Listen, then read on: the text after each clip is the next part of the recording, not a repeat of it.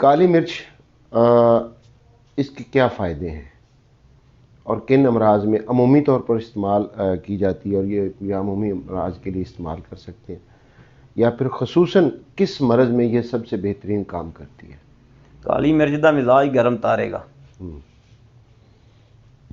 गर्म खुश्क मिजाज जिन्ने अमराज ने गर्मी खुश्की दे, गर्मी खुश्की ना सिर दर्द दे, गर्मी खुश्की ना पेट दर्द दे, यरकान हैगा ਉਹਦੇ ਵਿੱਚ बेहतरीन है कि ब्लड प्रैशर जिहड़ा होगा तुहाडा लो होया होगा वक्ती तौर पर जरा हाई करेगी, लेकिन फिर हाई मतलब कि अप नहीं करेगी।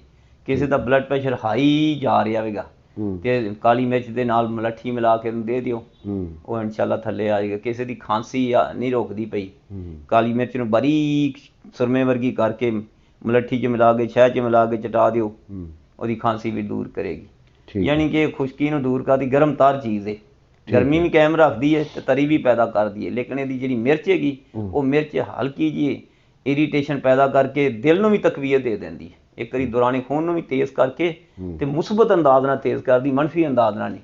ठीक है, यानी कि हाई ब्लड प्रैशर ਨੂੰ भी ਦਿਓਗੇ तो ਉਹਨੂੰ ਵੀ हाई तो करेगी, लेकिन हाई भी इस तरह करेगी शरियान ਨੂੰ फैला देगी, उस ਵੇਲੇ लो हो जाना, नॉर्मल हो जाना, फर्क आ पैनी है।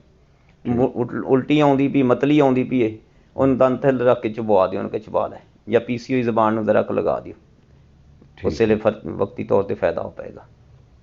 किस मरज़ में ये ज़्यादा बेहतरीन काम करती है या ज़्यादा मुफीद? मैं मरज़ां दा दस ते देती हूँ तुहानूं, ये तो काफ़ी सारी हैं जिसमें आप समझते हैं कि ये खाते ही बिल्कुल बंदा फिट हो जाता है? नहीं, फिट नहीं होता है, कोई भी ऐसी चीज़ नहीं है जिससे फौरी फिट हो जाए।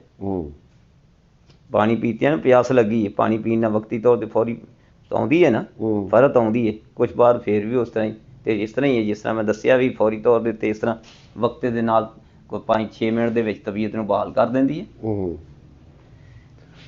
सही, यानी वक्ती तौर पर ये काम करती है, बाद में मुस्तकिल तौर पर दो तो फिर मुस्तकिल फायदे, मुस्तकिल तौर पर भी करना पेगा ना। असीं रोज़मर्रा इस्तेमाल करने मसालियां विच हाजमे का काम करदी, मेदे दे।